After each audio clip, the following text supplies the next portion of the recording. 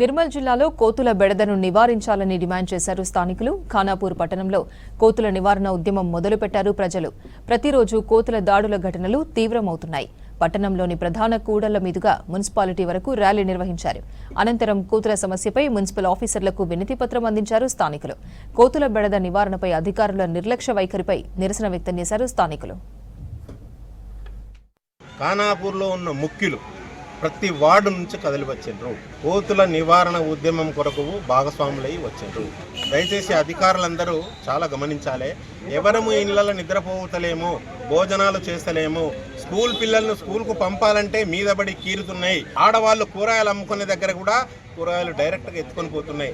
ఇళ్లలో ఆడవాళ్ళు వంటలు చేయాలన్నా చాలా కష్టాల పాలవుతున్నాం. ఇంతటి బర్నింగ్ ప్రాబ్లం ఎన్ని ఉన్నా మేము అన్నీ అనుభవించే వాళ్ళం.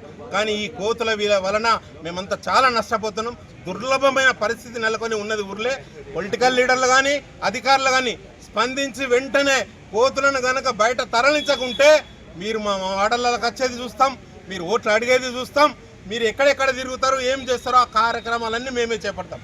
దయచేసి వచ్చే ఆదివారం నాడు వేలాది మందిగా తరలి వస్తాం. తరలి రావాలి కూడా అందరూ, ఆడవాళ్ళ సైతం అందరూ వచ్చి ఆఫీసులలో నిరాహార దీక్ష చేస్తాం. ప్రతి ఒక్క ఆఫీసర్ స్పందించి కలెక్టర్ని ఇక్కడికి పిలిపించి మరి చర్యలు ఏ విధంగా తీసుకుందామని మీరు చర్చ చేయండి కలెక్టర్ గారితో. ఇమీడియట్ వాటిని పంపాలి. లేకుంటే మేము బ్రతకలేము, తినలేము, ఉండలేము, పిల్లలను రక్షించుకోలేము.